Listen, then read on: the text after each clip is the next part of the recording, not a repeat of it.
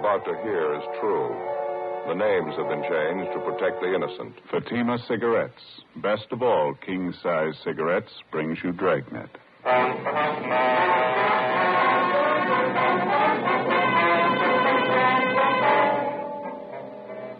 You're a detective sergeant. You're assigned to homicide detail. An unidentified woman is found murdered in a hotel room. Cause of death, strangulation. There's no lead to the identity of the killer. Your job, find him.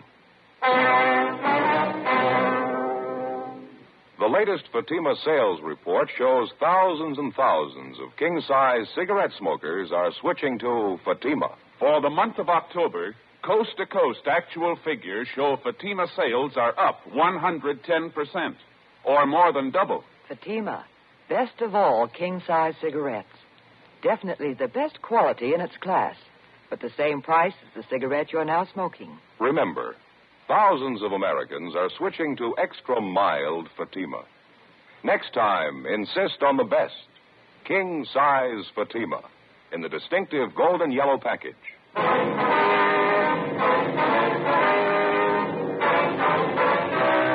Dragnet, the documented drama of an actual crime. For the next 30 minutes, in cooperation with the Los Angeles Police Department, you will travel step by step on the side of the law through an actual case transcribed from official police files. From beginning to end, from crime to punishment, Dragnet is the story of your police force in action.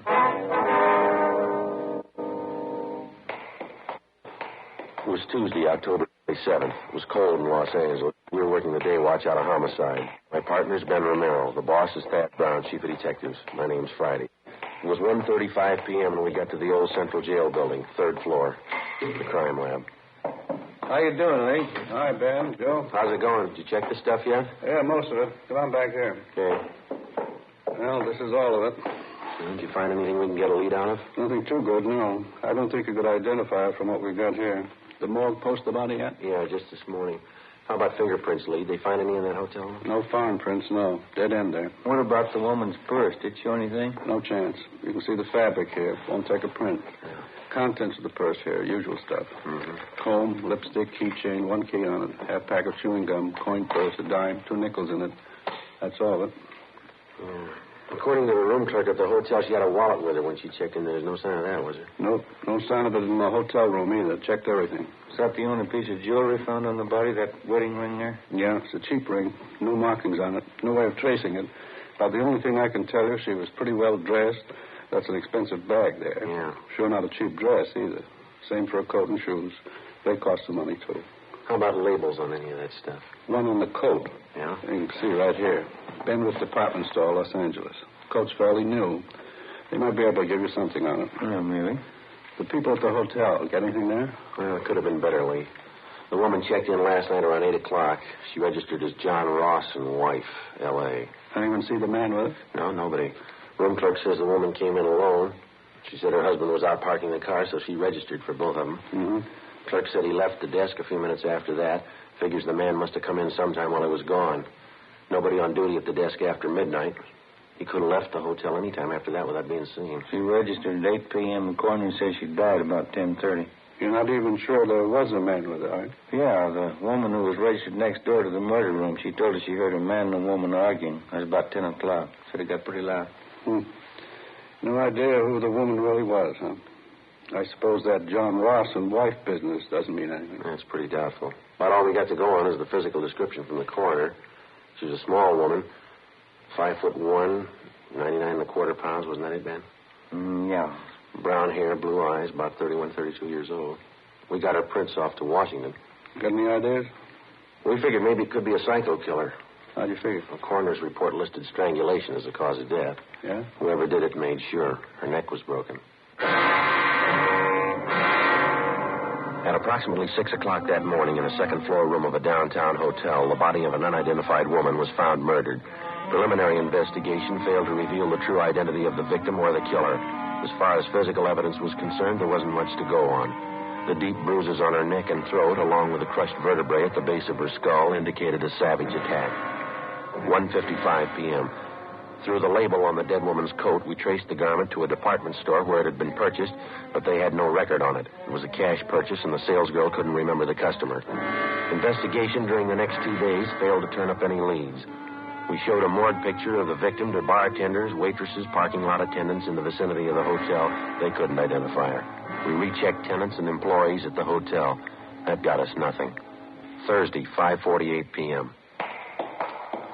One answer I'd sure like to find. Yeah? The victim was a nice-looking woman, well-dressed, nice clothes. How come she'd stay in a cheap hotel down the neighborhood like that? It doesn't jibe for my money. Well, that's hard to say. Sure got me stopped. 2 days leg work and we're no place. Well, we might be in better shape when we get that kickback from Washington. I sure hope so. Go ahead.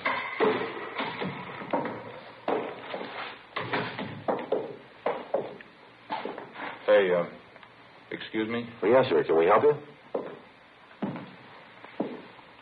Well, no, I don't know. Guess that all depends. I'm waiting for a couple of detectives here. Well, who is it you wanted to see? A couple of detectives. Who are they? Well, it's pretty confidential, you know. I have to talk to them. They told me to see Friday and Romero. Ben Friday and Joe Romero, detectives handling the case. Yes, sir. I'm Joe Friday. This is my partner, Ben Romero. We're handling the case. What do you want to see us about? They said you were working on that murder case? That woman they found in the hotel? Yes, sir. That's right. That's so? I see your badges? Yes, sir. Here's our identification. Mm-hmm. Read about that murder in the paper, you know. You better come over here. Yeah? You're going to thank me for this. I got all you want to know about that murder. You mind telling us your name, sir? I don't mind. L.P. Morgan. I was a good friend of hers, you know. Used to work with her. You mean the dead woman? It's the same one. I never forget her face, Maud McLeod. Saw that picture in the paper, and I said to myself, there's old Maud. You're pretty sure of that, are you, Mr. Morgan? Sure, I'm sure. Maud McLeod. Used to work together in the circus. Maud was a bareback girl, you know, best in the country, real trooper. What makes you so sure it's the same woman, Mr. Morgan? When was the last time you saw this friend of yours, this Maud McLeod? Well, I used to see her all the time. Worked the old Sells photo together. Got a photo of her. Do you mind if we take a look at it, sir? That's why I came down here. I want to help out. She's got to be identified. Well, let's see. Got it here somewhere. It's old Maud in her circus costume. Yeah, here it is. Take a look at that. That's Maud, ain't it? Well, I don't know, sir. Doesn't seem to be too much resemblance here. Is that right? Afraid you've made a mistake, Mr. Morgan. Thanks for your cooperation anyhow. Appreciate you coming in. Well, sure, it was Maud. I got it. Homicide Friday. Oh, yeah, Frank, uh-huh. Is that right? What'd it say? Huh? Yeah. Okay, fine. Well, we'll pick it up. Yeah, thanks. Anything? Communications. They got the kickback from Washington on the dead woman's fingerprints. Any luck? They got her identified. She worked at an aircraft plant during the war. Name's Doris Frazier. I can't help but think you fellows are missing a bet. I knew that dead woman. Well, she's already been identified, Mr. Morgan. We know who she is. Her name's Doris Frazier. That's so. Yes, sir, that's right. Well, what do you think of that? Old Maud. She went and changed her name.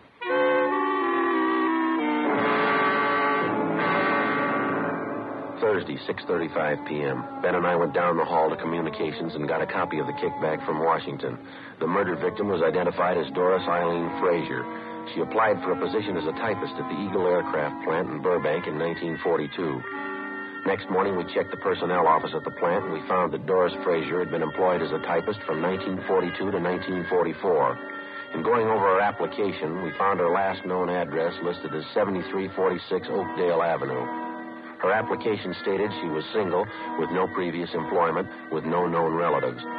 We could uncover no further information on the girl. We drove across town to the Oakdale Avenue address, a large apartment building in a better-than-average neighborhood. The manager told us that Doris Frazier had lived there up to 8 months before.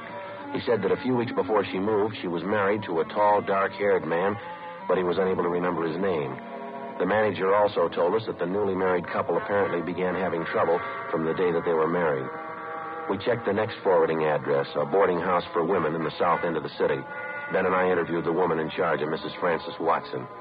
We talked to her back in the kitchen of the boarding house while she polished a set of silverware.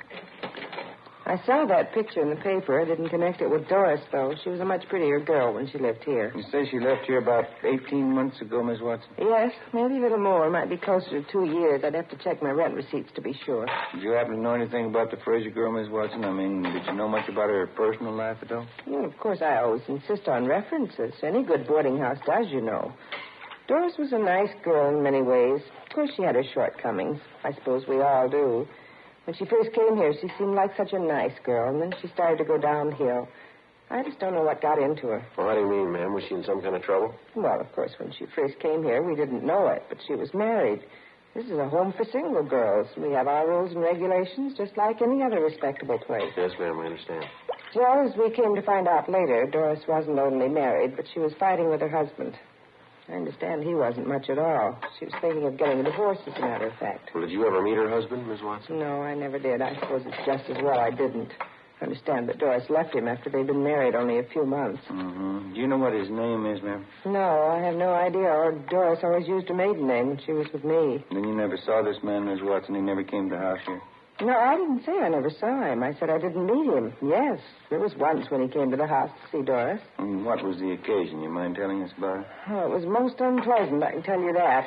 Let me see now. Yes, Doris had been here about 6 months.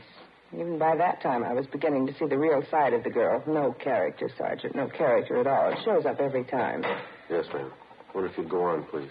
Well, as I was saying, it was after about 6 months when this man brought Doris home late one night, about midnight, I'd say. Upset the whole house. How was that, ma'am? The two of them, this man and Doris, they stood right out there in the hall, had a terrible quarrel. The language, it was dreadful. The top of their lungs, too. My husband went out to quiet them down, but the man left before he had a chance to call him down. He upset the whole house. Now, this man that the Fraser woman was arguing with, you're sure that was her husband? Well, as sure as I can be. That's what Doris told me, anyway, the day after. I called her in and told her I just couldn't tolerate behavior like that. It upset her quite a bit, I remember. She cried, said it wouldn't happen again. That's when she told me she was trying to get a divorce. Is that what the big argument was about? Would you know that? Yes, she said she wanted a divorce, and her husband didn't. He wanted her back with him. Certainly is sad the way some people mix up their lives. Yes, ma'am. By any chance, did you get a good look at this man, husband, I mean? Well, he was tall and had dark hair. That's about all I remember. He was well-dressed, too. I see. When Doris Fraser left here, Mrs. Watson, did she leave a forwarding address with you? No, she didn't. I haven't any idea where she moved. What kind of work was she doing while she was living here? Do you have any idea where she was employed? Yes, that was one of the references she gave me. Furniture company. Down on Venice Boulevard, if I remember correctly. I have the address in my record book. Certainly is unfortunate. The whole thing. Yes, ma'am, it is. I even tried to talk to her before she left. Sat her down and talked to her for a whole afternoon. I guess it was just a waste of time. And how's that, ma'am? Trouble with her husband. Terrible thing. He seemed to treat her so badly, two of them fighting all the time. I believe she was actually afraid of him. She told me he was very jealous. He drank, ran around. That's why I couldn't understand it. You couldn't understand what, ma'am? Doris, when she moved away from here. Yes, ma'am? She said she was going back with her husband. The landlady, Frances Watson, gave us the address of the furniture store where the murder victim had been employed, and we drove down to check with the personnel manager, a Mr. Collins. He said that Doris Fraser had been fired from her job 10 months before. He said she'd been let go because she was constantly late for work and that she got into the habit of asking for salary advances too often. Collins also told us that he'd heard about the trouble between the Fraser woman and her husband. He said he'd seen the husband in the store several times when he came to call for his wife. He identified the husband as Stephen Arnold. The description was approximately the same, a tall, well-dressed man, dark hair, heavy build.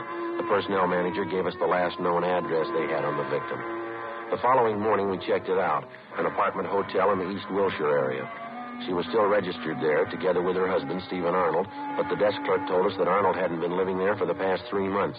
He had no idea where Arnold had moved. He didn't know where he worked. While the desk clerk stood by, Ben and I went upstairs and checked the apartment. Anything, Joe? No, nothing. Nothing in the bedroom. Like Lee says, she goes in for nice clothes, about all I can figure. Well, what you got there? See it lying on the desk here. Looks like she started a letter and didn't get to finish it. What's it say there? Well, it's dated October 23rd. That's over a week ago. It says, Dear George, I've been meaning to write to you before, but And that's all. That's as far as she got. George. First time we've run into that name on this deal. Makes more than one man in her life. Here's a couple of more letters here. They're all addressed to her, unopened. Let's see. All we can go by are the return addresses.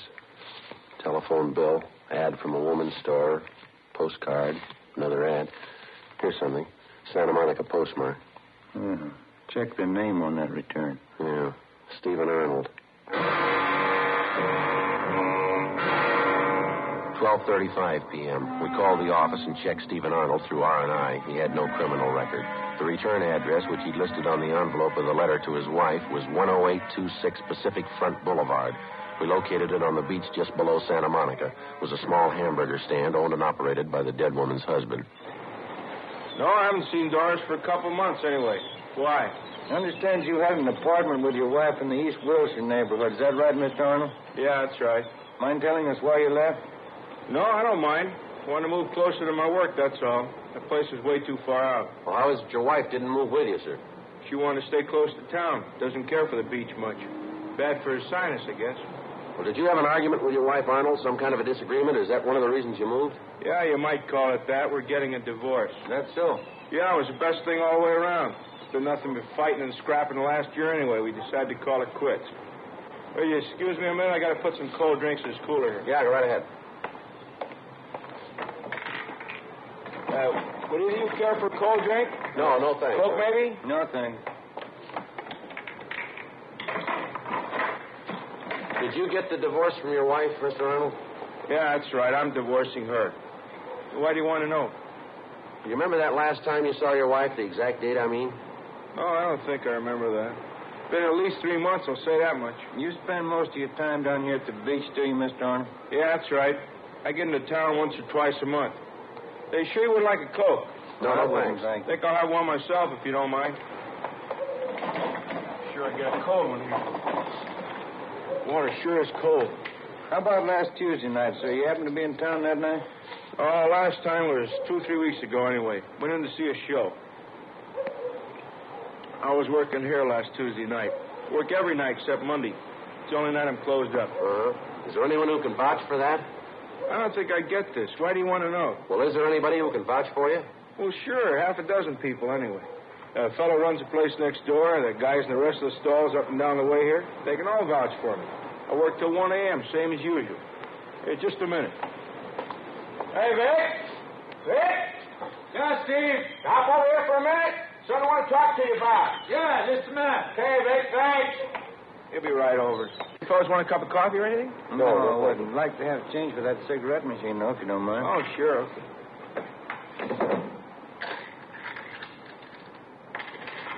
There you are. Oh, thanks. Yeah, Steve? Hey, these fellows are detectives, Vic. Guess about some kind of jam my wife got into. They want to know where I was last Tuesday night. Yeah? They want somebody to vouch for me. Sure. Did you see Mr. Arnold last Tuesday night? I was working next door. Steve was here all night.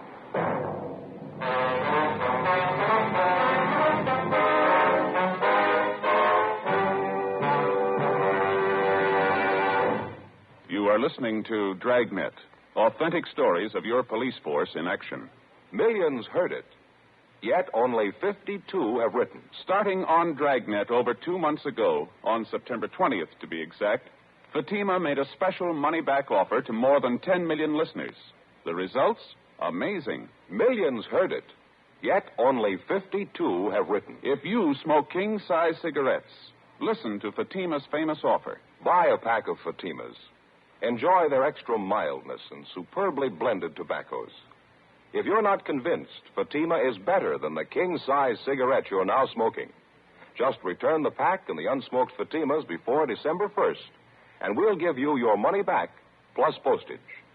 Fatima, Box 37, New York 1. Fatima's latest sales report shows Fatima sales up in every state in America. The month of October, coast to coast, actual figures show Fatima sales up 110%, or more than double. Yes, thousands and thousands of Americans are switching to king-size Fatima. So why wait? Switch to Fatima today. Extra mild. Best of all, king-size cigarettes.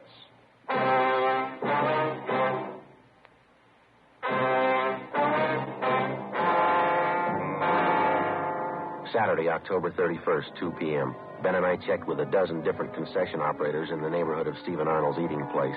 They all corroborated the fact that on the night his wife had met her death in a downtown hotel, Arnold had been working at his stand until 1 a.m. Despite all the previous indications that he might have been responsible for the murder of his wife, we had to eliminate him as a possible suspect. 2:20 p.m. On the way back into town, we stopped by the apartment hotel where Doris Frazier was living at the time of her murder. After checking further with the tenants and with the help in the building, we found out that the victim had been in the habit of eating most of her meals at restaurants in the immediate neighborhood. After some 2 hours of checking and running into 6 restaurants, we found a small coffee shop 4 blocks from the apartment building where one of the waitresses identified Doris Frazier's picture. Yeah, that's her, officer. Terrible picture, though. She looks so much older. About how often would you say Miss Frazier came in here, ma'am? Well, 3 or 4 times a week, I'd say. The bus stop's right out there on the corner. She'd usually have breakfast, then grab the bus and go to work. Some nights coming home from work, she'd stop in here for dinner. Nice girl, quiet. Did you get to know her at all, miss? I mean, did you happen to know any of her friends here in the neighborhood? No, as I say, she was a quiet person, not very talkative. Usually read while she was eating, book or magazine. Uh-huh. Did she ever come in here with anyone else? Do you know that? Yeah, quite a few times. She seemed to have a boyfriend. Of course, she was attractive, small, but real cute looking. Mm-hmm. Do you happen to know any of these men? No, I'm sorry, I don't. Any one of them in particular she came in with very often? Oh, let's see. I think there was one. Blonde, good dresser, kind of tall, good looking. They usually came in together for breakfast. How long ago was this, miss? Do you recall? Oh, say up until a couple of weeks ago. I usually waited on him in the morning. That's how I happen to remember. Oh, I see. Did you ever happen to hear this man's name? Let me see. George, I think that was it, yeah. Mm-hmm. Would you happen to know if he lives in the neighborhood? No, I'm sorry, I don't. Has this man been in here during the past week, do you know? Yes, he has. He came in for breakfast. What day was that? This morning. Before we left the coffee shop, we questioned the cashier who came up with the information that the man known as George usually left his car parked at the service station across the street.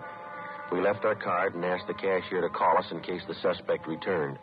At the service station, they also remembered the man known as George, but they told us he hadn't been in for the past month.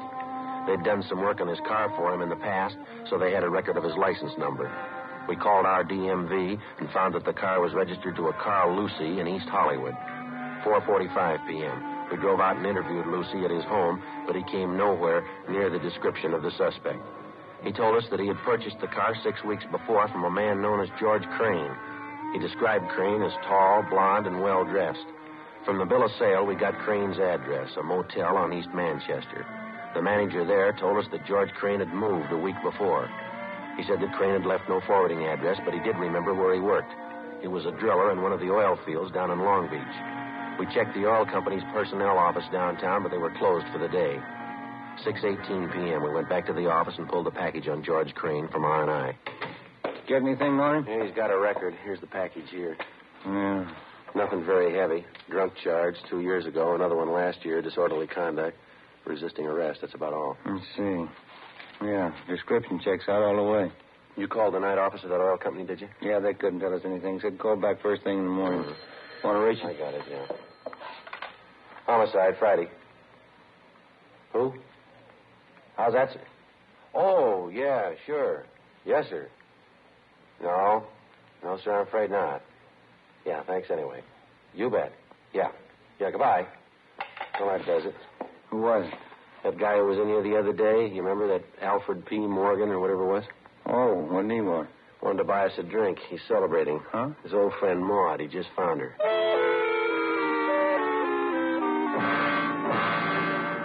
8 a.m. the next morning, we checked with the personnel department of the oil company's downtown offices. They told us that George Crane was employed as a driller, that he'd been working for the company for the past 5 years, and that he had a good employment record. They told us he was on the day shift and that he was scheduled to report for work on rig 619 at the Long Beach field at 8 o'clock that morning. Ben and I got in the car, drove down to Long Beach, where we located the murder suspect, George Crane, at work in the field. Doris Frazier? No, I'm sorry, Sergeant. I don't think I know anybody by that name. How about Doris Arnold, Mr. Crane? Would you know anybody by that name? Arnold? No, I'm afraid not. What's it all about? You own a car, do you, sir? Yeah, that's it right over there, that dark sedan. Yeah. Have you had it long? Oh, I've had it a couple of weeks. Last one I had was giving me a lot of trouble. Did you trade it in? No, I sold it to a private party. Fell out in Hollywood. You mind taking a look at this picture, Mr. Crane? Yeah. No, it doesn't look like anybody I know. Why, am I supposed to? We think you should, yes, sir. I don't think I follow you. Do you spend any time around the East Wilshire district, Klein?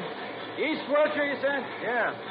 No, I've probably been over there a couple of times. Not lately, though. How about the coffee shop on the corner of Gramercy and Marengo? You ever been in there? Not that I remember, no. Well, a waitress in that coffee shop and the cashier, too. They say they've got a pretty regular customer. He fits your description exactly. You sure you've never been in there? Well, I'm not positive. I wouldn't swear I never been in the place. What's the difference, anyway? Well, how about that service station across the street from the coffee shop? You ever parked your car there? They ever do any work on it for you? Oh, say, I bet I know the place you're talking about. Yeah, I've been there quite a few times. Good station. They done some good jobs on the car for me. I remember it now. Well, then I guess you remember the coffee shop. Crane? Yeah, I think I do now. Right across the street from the station, that is? Yeah, that's right. Well, what do you want to know about it? When's the last time you were in there, Crane? Well, tell you the truth, I couldn't be sure. Well, we talked to a waitress in there yesterday. She said you were in that morning for breakfast. Do you remember that? She's way off the track on that one, I can tell you that. I wasn't near the place yesterday morning. Well, the cashier remembers you, too. She says you were in.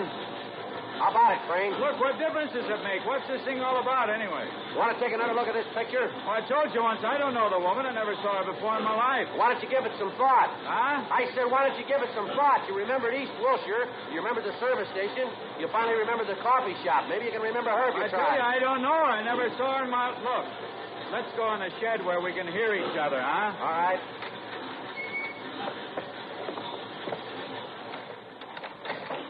Yeah, that's a little better, huh? The waitress in the place says you were in there quite a few times with a woman. You usually came in for breakfast. You stopped going there about 2 weeks ago. I don't know her. What's the matter, Crane? You figure you got something to hide? I don't know what you're talking about. I don't know her. What do you figure she's got to do with me, anyway? We checked her apartment, mister. We found a letter she was writing to you. You about ready to tell us? What's a letter? That doesn't mean anything. Can't prove anything about a letter. What are you thinking, anyway?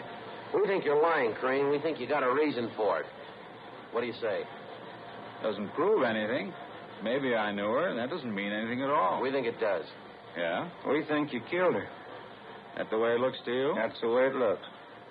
I don't think you can prove it. We're going to try. Now, how about it? Will it go any easier for me if I admit it? That's not up to us. I don't know why I did it. What am I going to give for a reason? I don't know why I killed her. I wouldn't know, Crane. Didn't really have any reason. That sounds funny, doesn't it? No reason at all. I just killed her. What am I going to tell him? If I don't have a reason, how can I ask him to let me off easy? How can I ask him? I don't know, but they'll have an answer.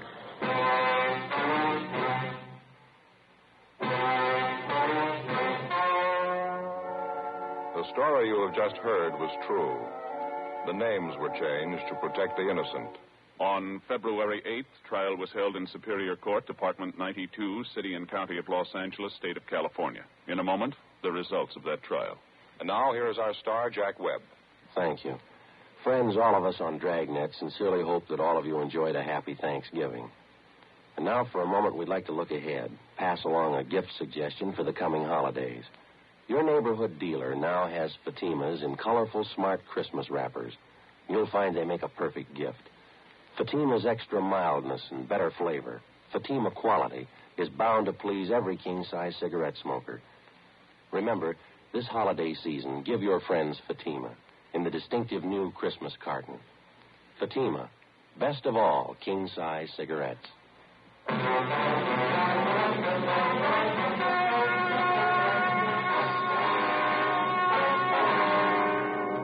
George Martin Crane was tried and convicted in Superior Court of murder in the first degree. He is now serving a life term in the state penitentiary.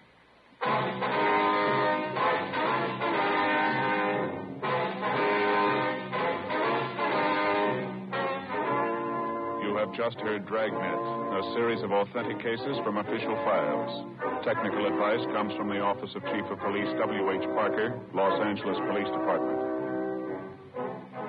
Fatima Cigarettes, best of all king-size cigarettes, has brought you Dragnet, transcribed from Los Angeles.